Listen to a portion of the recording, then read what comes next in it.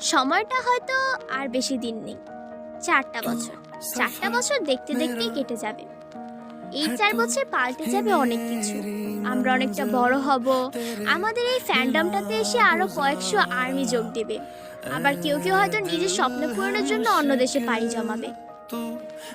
BTS মেম্বাররা যেমন এখন এক একজন এক একটা জায়গায়, কেউ কেউ মিলিটারি ক্যাম্পে, কেউ কেউ বা মিলিটারিতে যাওয়ার জন্য প্রস্তুত নিচ্ছে, কেউ কেউ হয়তো নতুন গান নিয়ে ব্যস্ত, কেউ কেউ হয়তো পরিবারকে সময় দিচ্ছে।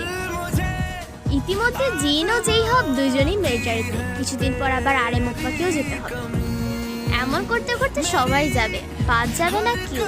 তাদেরকে যদি আবার একসাথে পাই তাহলে সেটা 2026 সালে।